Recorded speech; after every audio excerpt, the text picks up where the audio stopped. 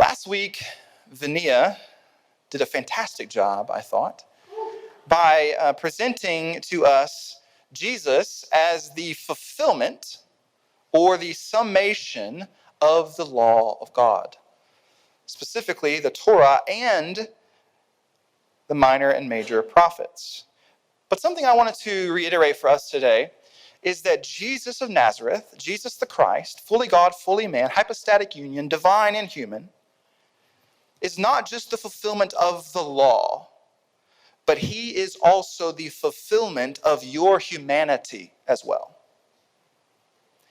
He is the fulfillment and satisfaction of your humanity. We would not have a principle for what it means to be totally human and totally healed without the person of Jesus. It is one thing for the law to be fulfilled. It is another thing for him to be the fulfillment of your humanity and my humanity as well. But here's the rub. We often take the teachings of Jesus without the person of Jesus. Robert Coles, who was a famous psychiatrist and a professor of social ethics at Harvard for decades, he was like a humanities award winner, Pulitzer Prize winning writer. He makes a statement in the 1970s or 80s that all of ethics over the last 2,000 years are footnotes to the Sermon on the Mount. Everything we consider to be good and just in the Western world can be traced back to Jesus of Nazareth. Might be distorted, but in essence, it's traced back to Jesus of Nazareth. And there's been a lot of historical data and work and research around this very idea. But the rub is that we often take the teachings of Jesus without the person of Jesus.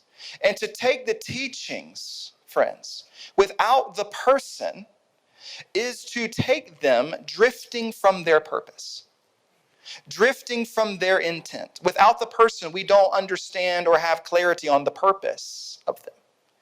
To take the teachings without Jesus' rule and reign and his position over the cosmos is to take the teachings and make them devoid of their power.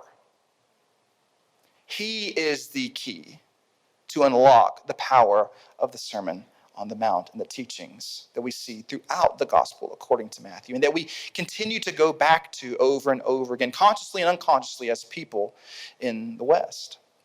Now remember, the Sermon on the Mount is the ethical blueprint or manifesto for people living in the kingdom of heaven or the kingdom of God under that position of Jesus, under the rule and reign of a person. It is a blueprint and a manifesto for people who are living under the rule and reign of Jesus. It's not just a moral document, but it's a manifesto given by someone who is actually ruling and reigning, that being Jesus the Christ.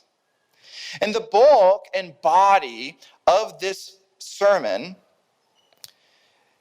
starts with a thesis statement that Vania gave us last week in Matthew chapter 5, verse 20. Everything before that's kind of just precursor, introduction, but 5:20 provides for us the thesis for the whole body of this sermon, where Jesus says, unless your righteousness or rightness surpasses that of the Pharisees, you will not enter that rule and reign. You will not enter the kingdom of heaven. And we turn a corner today as Jesus is going to examine 6 case studies or scenarios for what righteousness surpassing the Pharisees actually looks like. So when he says a righteousness that surpasses that of the Pharisees, we're curious as to know, what does that look like? Well, good news. He's going to provide for us 6 examples or scenarios or case studies to consider what a righteousness that surpasses the Pharisees actually looks like in real, actual life. What Jesus is going to do is he is going to take common laws from the Torah, specifically in Leviticus and Deuteronomy, as examples. And he is going to reinterpret them based on God's intention behind the laws. In other words, he is going to show us what these laws actually mean and what God meant. Not just what they are or what they say, but what God intends. Are you tracking with me? And he will do so in a very rabbinic kind of way.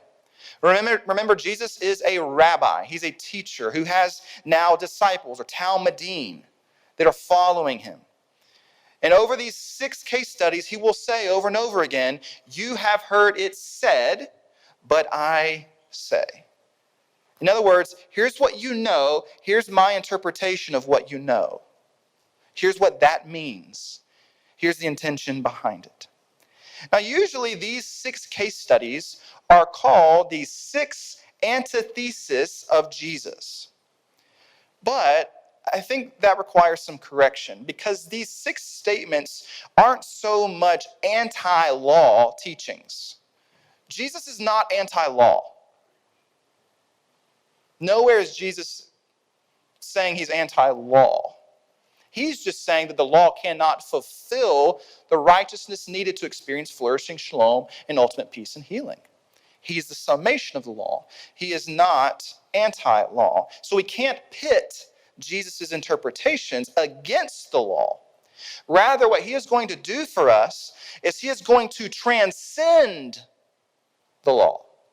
He is going to go beyond the laws over the next 6 case studies to present for us a righteousness that, oh, by the way, surpasses or goes past or transcends that of the Pharisees.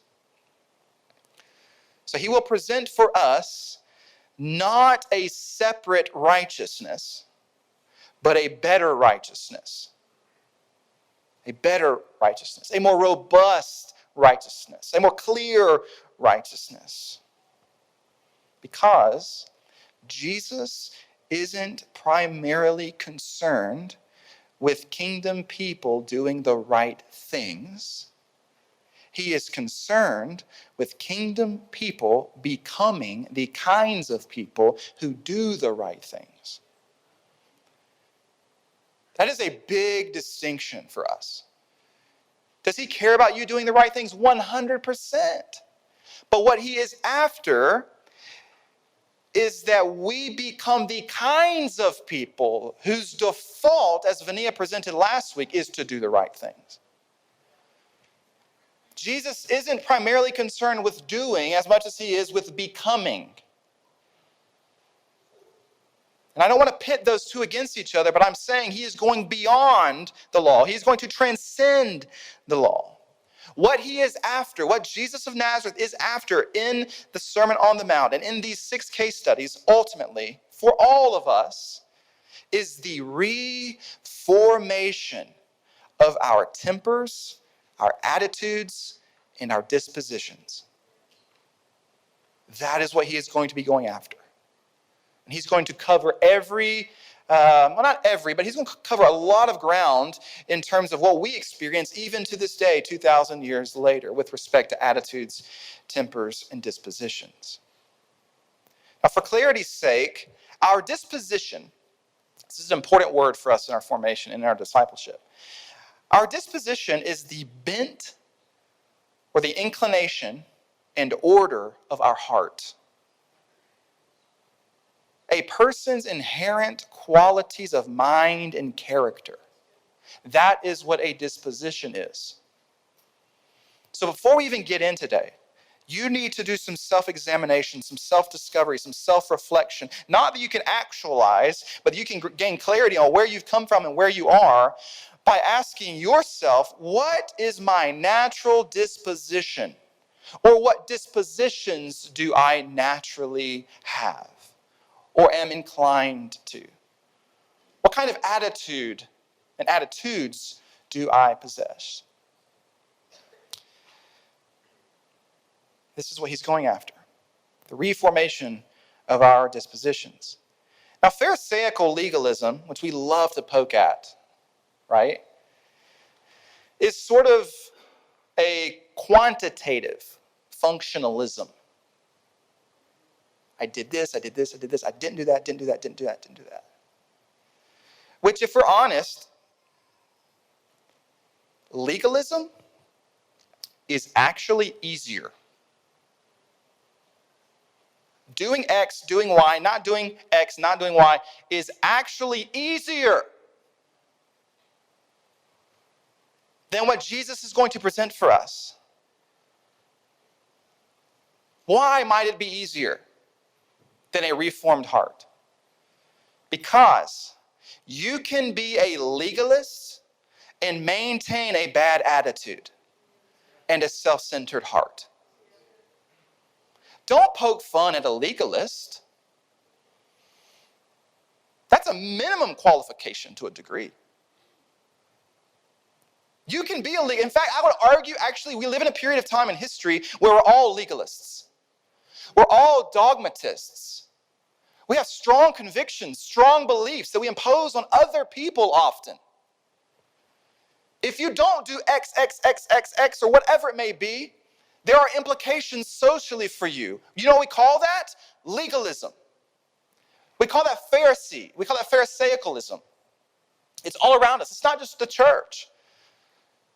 Certainly, we have had our fair share of this sort of quantitative functionalism, do X, X, X, X, whatever, but we see it in the world as well. Virtue signaling is a posture of being a legalist. You didn't know I was going to go there, did you? It's real. It's real. So we can be a legalist and maintain a bad attitude and self-centered heart. Jesus' way is a higher, more refined standard. He isn't just concerned with us doing laws, but becoming the kinds of people who do the right things.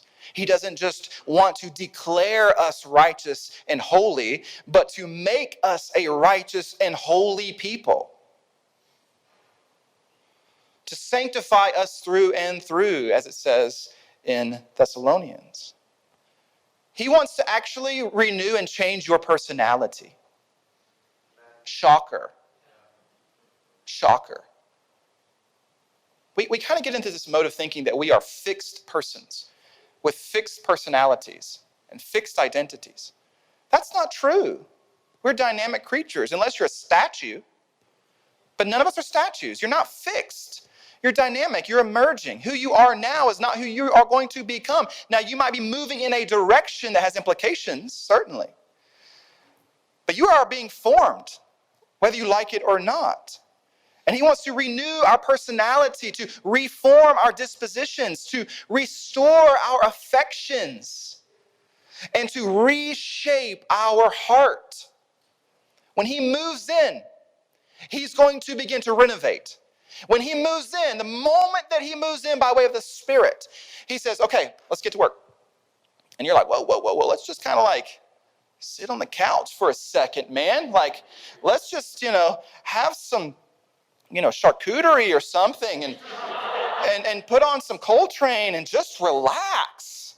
Like, I'm cool you're here, bro, but let's not jump to any kind of projects.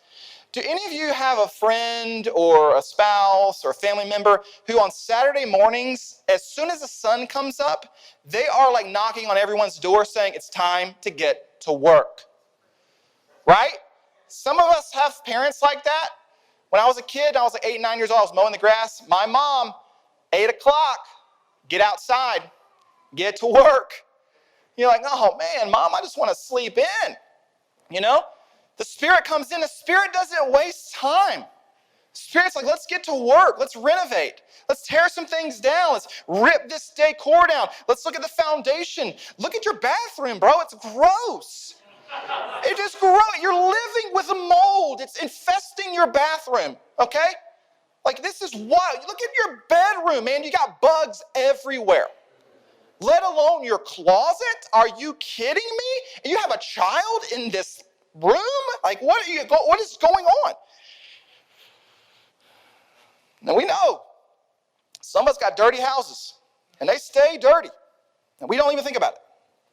We've been there before, I understand. But Jesus comes in, he's like, let's start cleaning. Let's start renovating. Let's get to work. He wants to reshape, restore, and renew our personality, our dispositions, our affections, and our heart. A full-on remodel and restructuring. So if legalism is quantitative functionalism, the way of Jesus is a qualitative transformation. Quantitative functionalism, that's legalism. And quantity is not a bad thing. It's a good thing. But what Jesus is after surpasses that and moves towards a qualitative transformation. Now, I was introduced to Culver's in college. And I thought I had been sanctified before.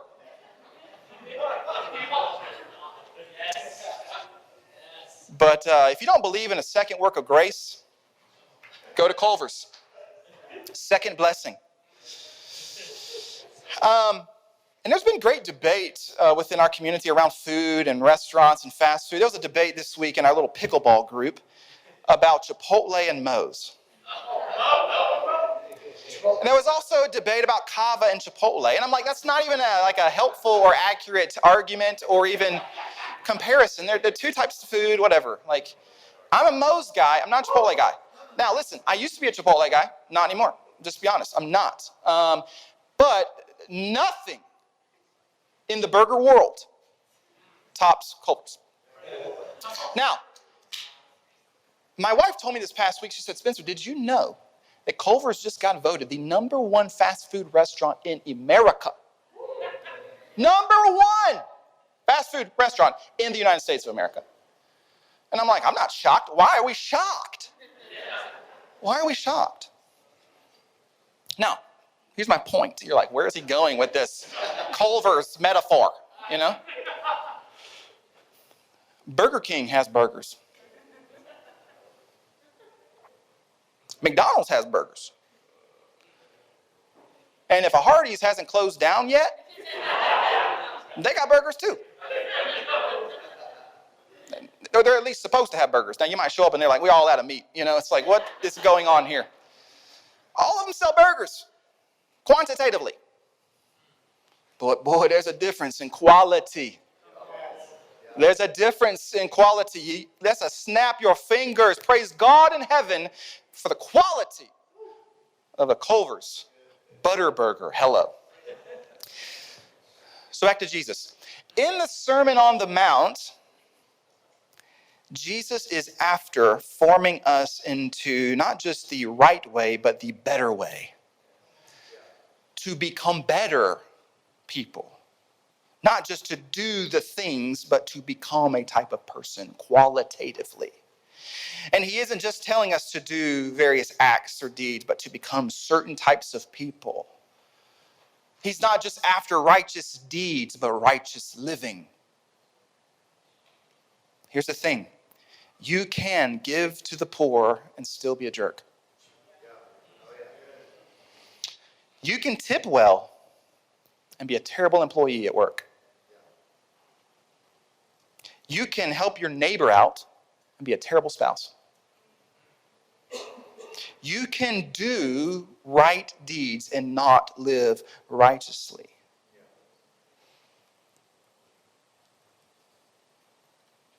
Now, since he's after dispositions, do new dispositions have contributing disciplines attached to them? Yes, they do. They have corresponding acts. Because you can't be kind without acts of kindness. But, again, what he's after is a reforming of the heart. From a self-centered heart to, in the language of Dallas Willard, a kingdom heart. To Jesus' heart. Where your default is to become and do what Jesus did, to think like Jesus, to imitate him in attitude and in action. Adrian von Kamm says, demanded of the true follower is a prayerful immersion in the attitudes of Christ, or the disposition of Christ. Herein we see the difference between generic change and what the New Testament refers to as metamorphosis. What in family systems theory is called first order change and second order change. First order change is just doing more or less of something we are already doing. But our way of living in first order change is actually the same. The structure of our life is the same. We're just doing more or less of what we already have been doing. Second order change is changing our entire structure.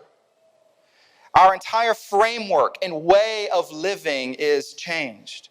Adding something new or eliminating something old.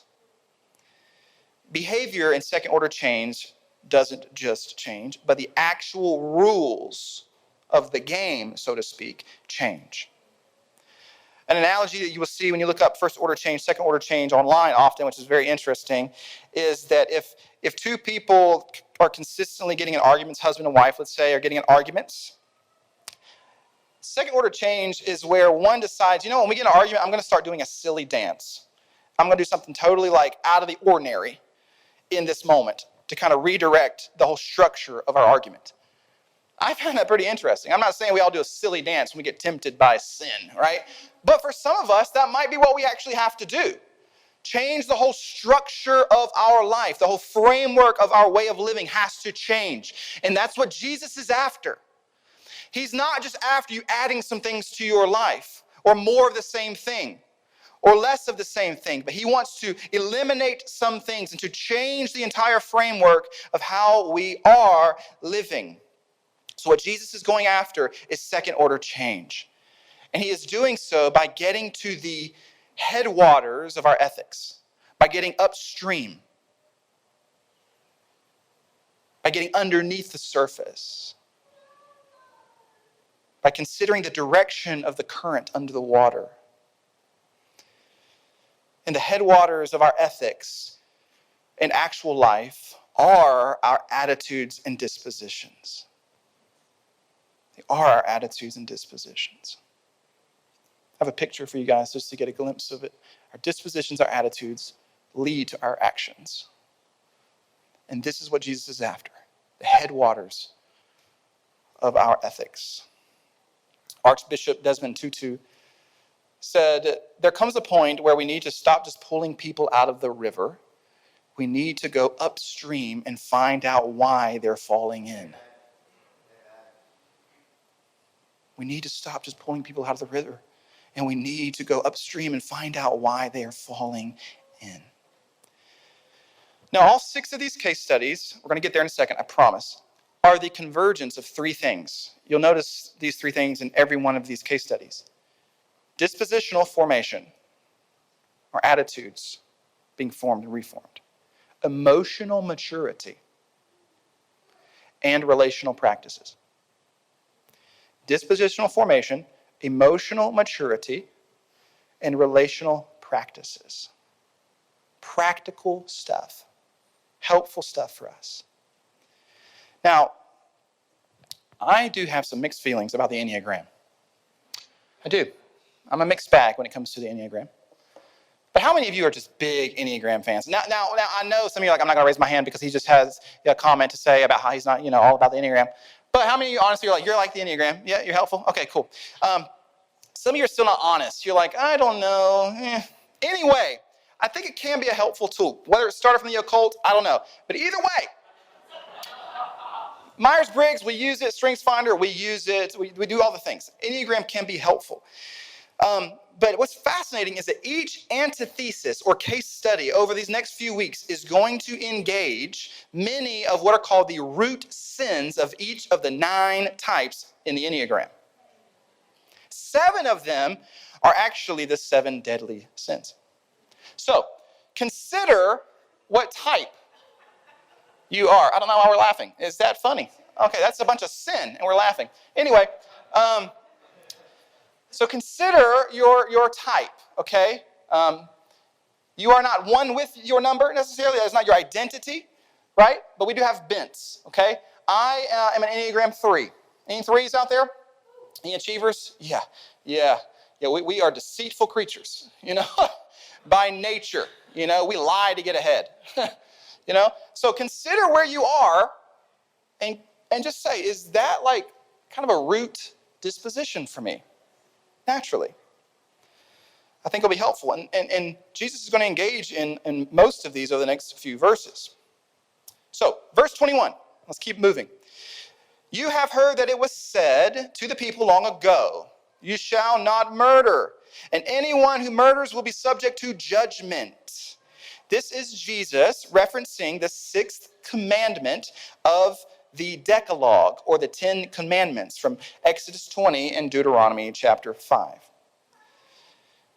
But I tell you that anyone who is angry with a brother or sister will be subject to judgment. So if Jesus is going beyond the law, he's transcending the law and going upstream from our ethics or our actions.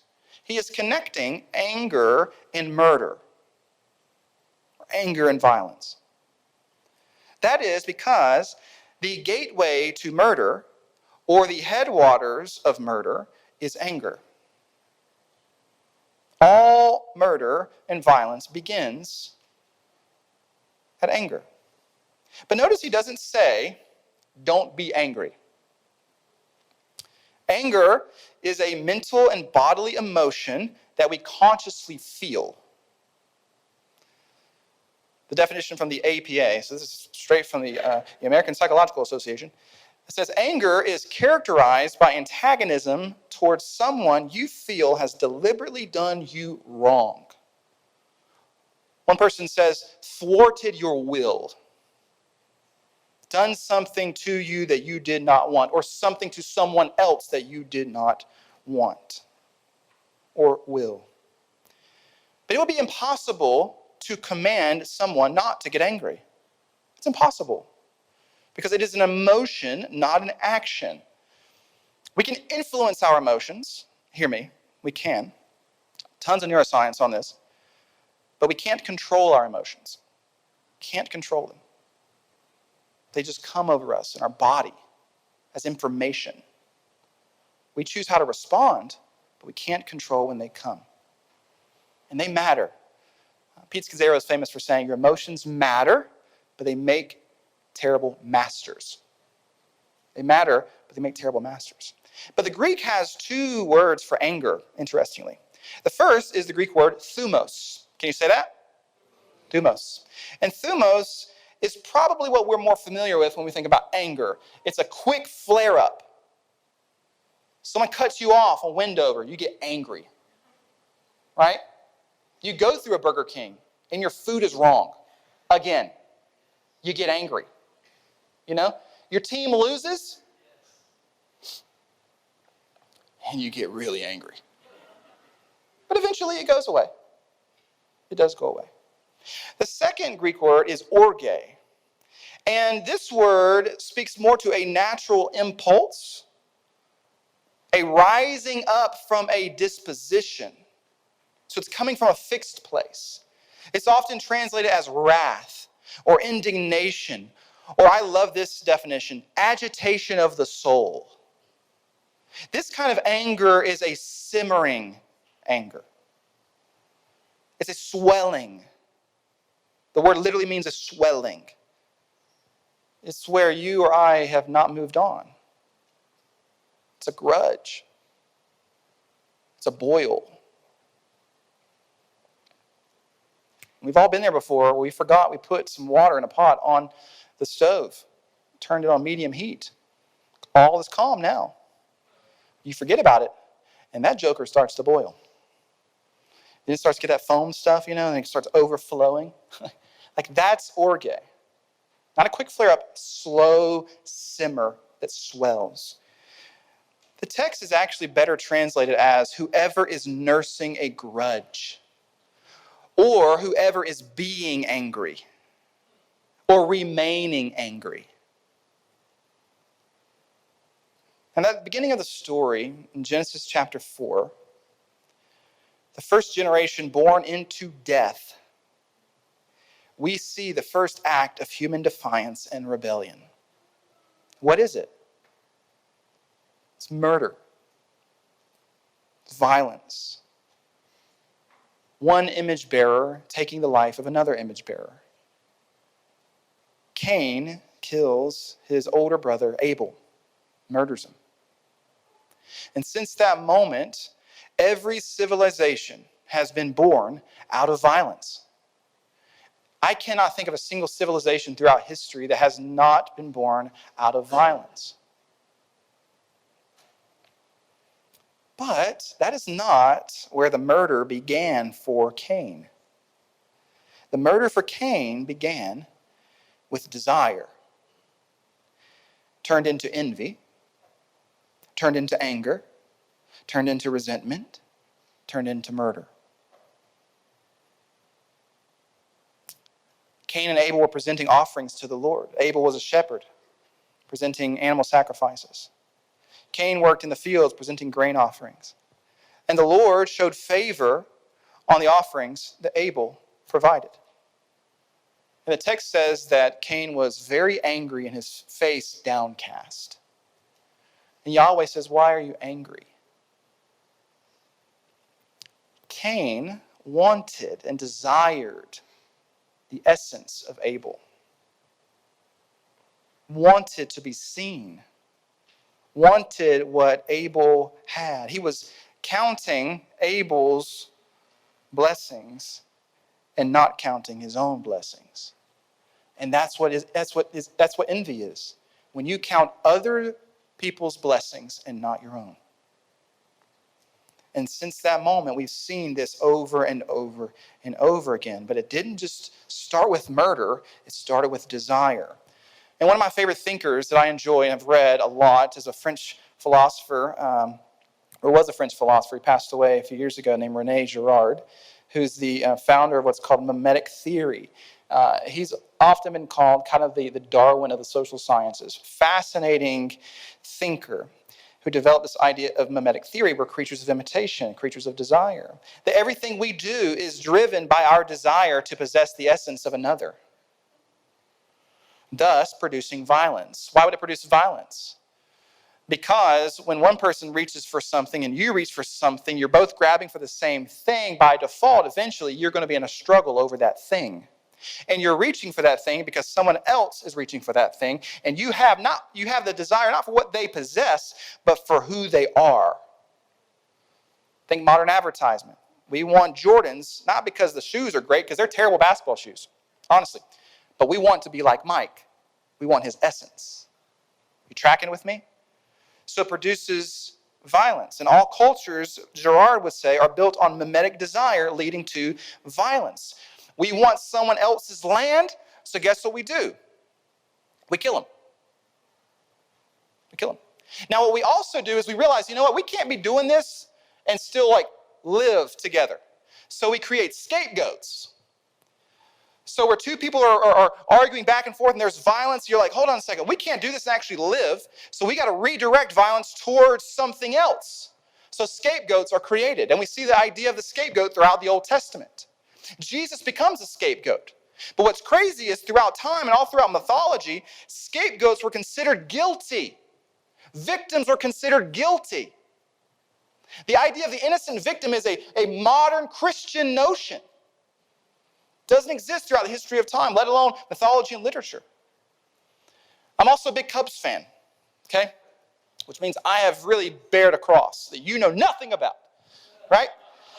2003, the Cubs were in an NLCS rolling right along against the Marlins, and then there's a guy in the left field corner wearing some headphones who kind of interferes, not sure if he really does or not, with a foul ball, and Moises Alou can't catch a ball in foul territory. From that point, the whole game begins to unravel. Cubs lose, and they're done, and they're out, and the curse continues on. But praise God, we got our redemption 2016, got a World Series.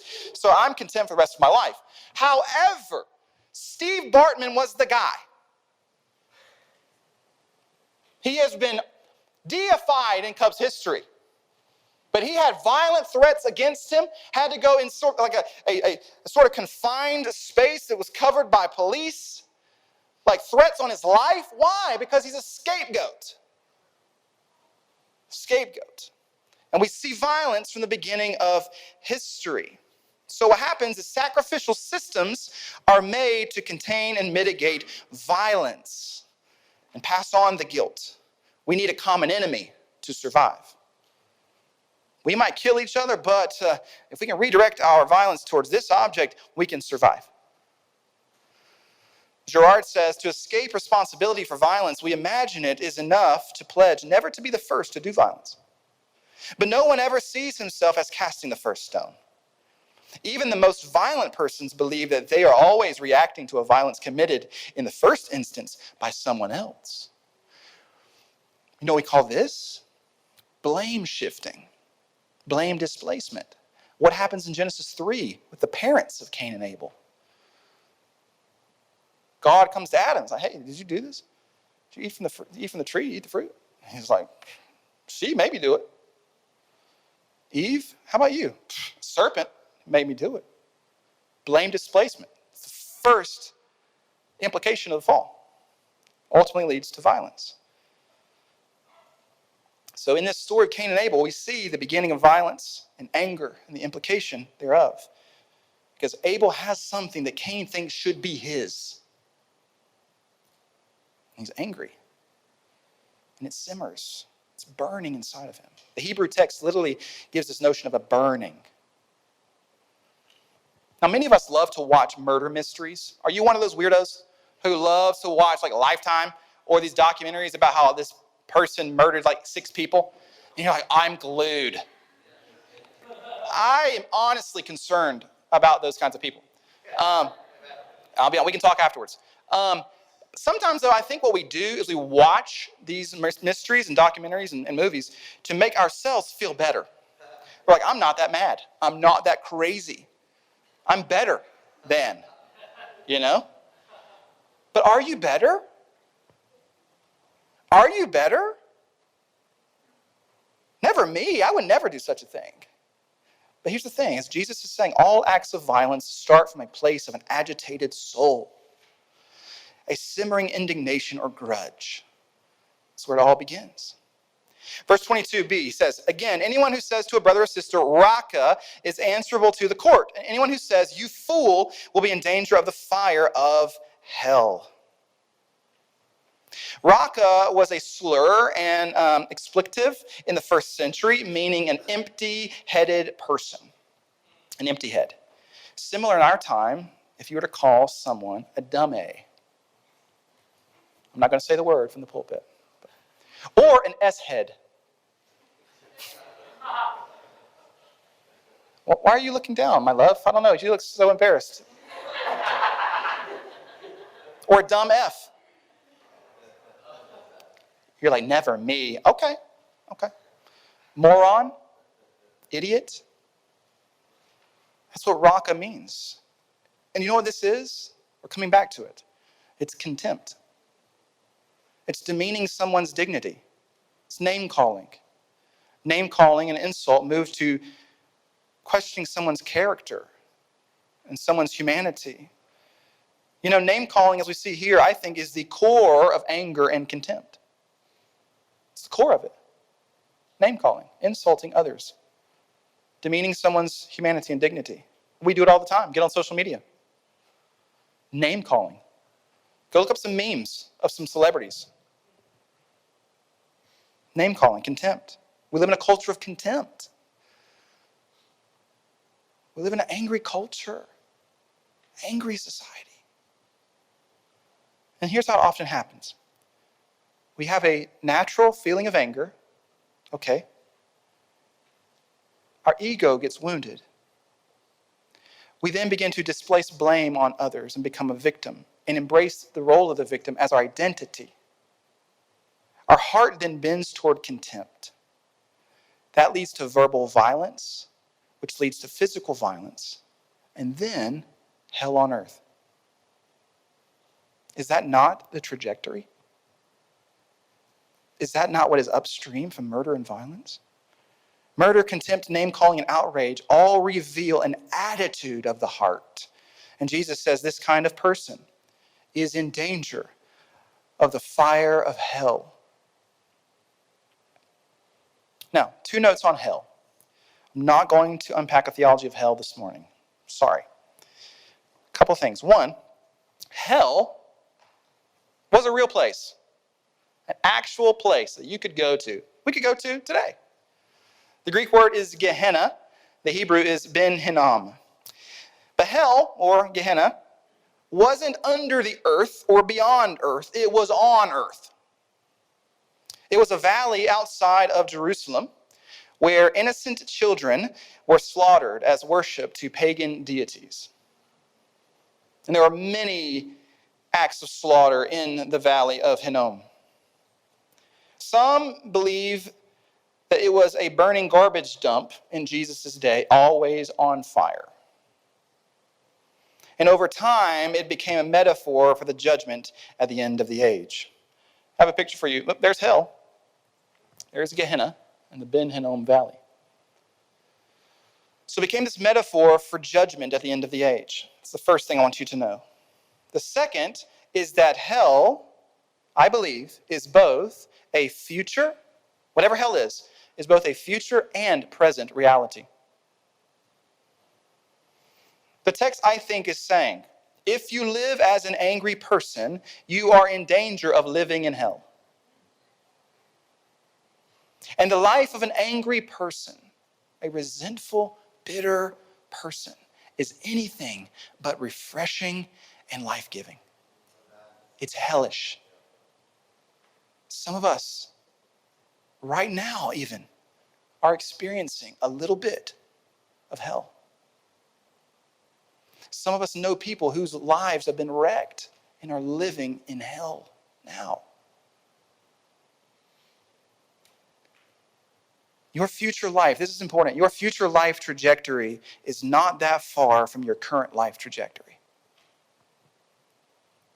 In some ways, it is a continuation of the direction you are already heading. How does one go to hell, we like to ask? Whatever hell is. According to Jesus, it seems, it is by choosing it. It's not oops, I'm in hell. Whoa, what is happening here? My feet are burning up. This is wild. It is a walking toward it. Why else might Jesus say, which he will later on in Matthew chapter 7 in the Sermon on the Mount, wide is the road that leads to destruction. Narrow the road that leads to life. Choose the narrow road. Why? Because you can choose the wide road that leads to destruction. If life and freedom can be chosen, logically, the opposite can be as well. Whatever it is. This is what makes the cross so offensive to our educated modern ears. Because we live in a world that says we have everything that we need. We just need to try harder. This is what exclusive humanism is all about. We just need to try harder. But Jesus says, through the cross, you can't. And that is one of the most offensive statements that the cross makes by looking at us and saying, you're going the wrong way. You can't do it. This is why the Greeks called it foolish. If there is one technological advancement we have not seemed to figure out, it is the transformed heart. Transplanted, maybe. Transformed, not yet. I'm waiting on it. Education hasn't done it. Technological advancement hasn't done it. Globalization hasn't done it. Free market hasn't done it. Liberal democracy hasn't done it. Communism hasn't done it. We need a new heart, and there is no human ingenuity or advancement that can provide for you and I a new, transformed heart, except for the Spirit of the risen Christ. The whole reason Jesus came down was because we could never climb up. The whole reason Jesus, I think, descended into this realm is that we were experiencing a degree of hell already, heaping judgment on ourselves. On to verse 23. I got to start moving. That clock is staring at me. Here we go. But you guys take good notes. I'm proud of you. Well done. Therefore, if you're offering your gift at the altar, and there remember that your brother or sister has something against you, not you against them, something against you, Leave your gift there in front of the altar. First go and be reconciled to them. Then come and offer your gift. This is an extreme ask. And another reason why I think, if we're honest, we would prefer legalism. He is asking you and I and the listeners to this sermon, if after they have walked 80 miles from northern Galilee over the course of 3 days to Jerusalem, which this only happens a couple times a year for offering, and you realize that there is contempt in a relationship that you have, that you need to leave Fido at the altar and walk 80 miles back to northern Galilee to be reconciled on foot. That's extreme. The standard, friends, is high. Can you imagine? You just traveled 80 miles, no interstate, okay? No 75 miles an hour driving. Took you 3 days, maybe longer, on foot. Okay, no hokas, no ultras, no comfortable shoes. And you're in Jerusalem at the temple. It's the only place you can offer sacrifices to the Lord. And you get there with your offering, and you have that thought, that memory. You're like, there's some resentment, and there's some brokenness in a relationship. Someone has something against me. I got to walk back. I got to leave my altar. I'll be back in about a week. What? That's extreme. Do you think so? I do. It's extreme. Here's what this means for us. Our relationship with God is tied to our relationship with others. Someone took a big, deep breath right there. Man, that's tough. Woo! Our intimacy with God is tied to our intimacy, or lack thereof, with others. Our experience of wholeness with God is tied to our brokenness with others. You cannot separate the two. Hear me. Reconciliation is a sacramental liturgy. Reconciliation and forgiveness is a sacramental liturgy. Jesus is like, leave the worship there, leave the liturgy at the temple, and go be reconciled. Reconciliation is a sacramental liturgy. I was struck this past week as I was remembering a text in 1 Peter, where 1 Peter calls for husbands to be careful how they treat their wives so that their prayers might not be hindered. Some of you spouses aren't connecting with God right now. You feel like your prayers are just falling on dead ears or deaf ears, and it's because your marriage sucks. There's dissent, there's resentment, there's brokenness, there's bitterness. Man, that hit me hard. I told Jordan, she's like, don't talk to me about your prayer life until, right? Or how about 1 John says, you cannot love God if there is no love for your neighbor. You can't love God. You can't even worship if there is no reconciliation with those that have a sense of dissent and resentment in your life. You can't make peace with a brother or sister. If you can't make peace with a brother or sister, then you might as well not bring a gift to the Lord. Might as well not worship. Might as well not even come to the table on Sunday morning. You might need to wait until you are reconciled with God. Is that not what he is asking? For some of us, we aren't connecting with God right now because there is discord with another human person, and we must be reconciled. It is a blockage in our life. So we need to be reconciled, to forgive. But the disposition we are to live in and to have is one of gentleness. To be a gentle people, to be a calm people, to be congenial people, to have the disposition of meekness in all that we do. All of these dispositions are antonyms to wrath, anger, resentment, and bitterness.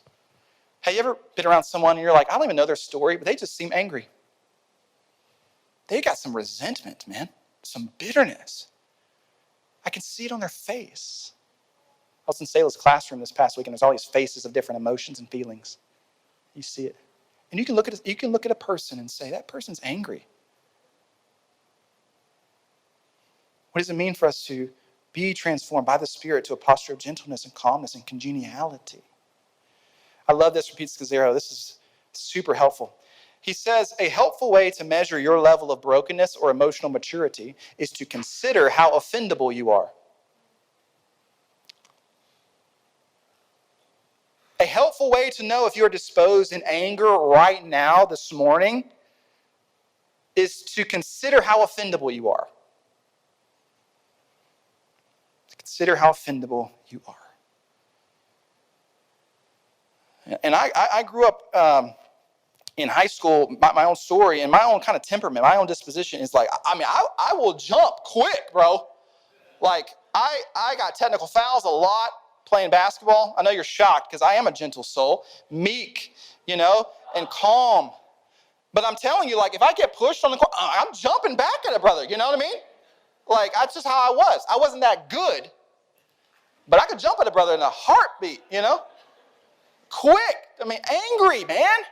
I remember losing a game playing 2K online as a high school kid and punching a hole in the sheetrock of my upstairs bedroom. There's some anger there, man. Some anger there. Are you offendable? How quick are you to get defensive? I'm going to close with this. We live in the world of the closed fist. The 20th century has been marked by the symbol of the closed fist. On all sides. You name it. You name it.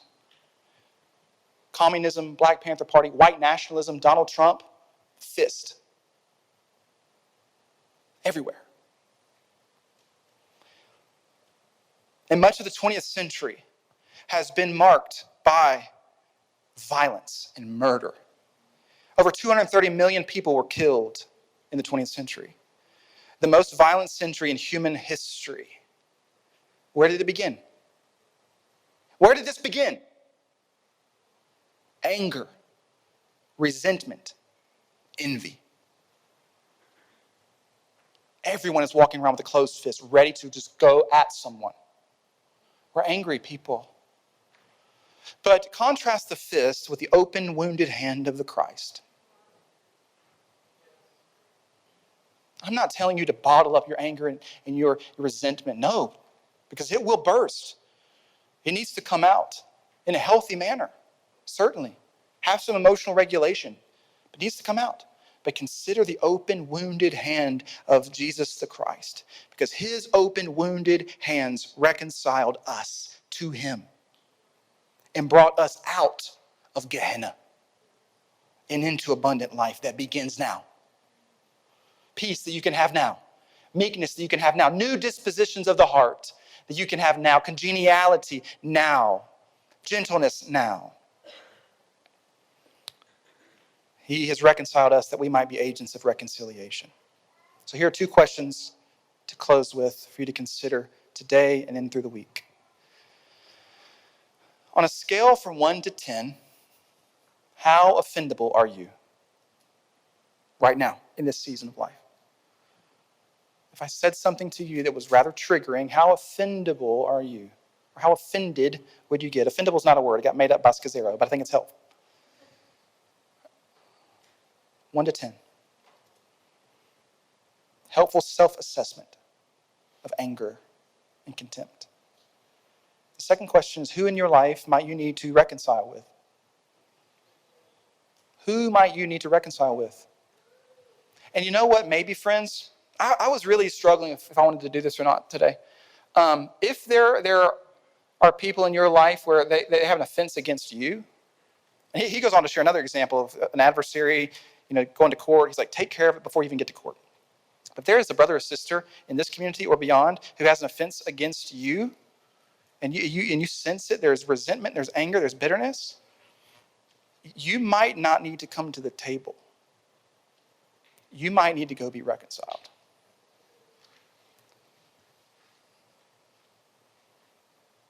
So scale 1 to 10, how offendable are you? And who might you need to reconcile with? Consider those two questions as prodding questions for our formation. Let's pray.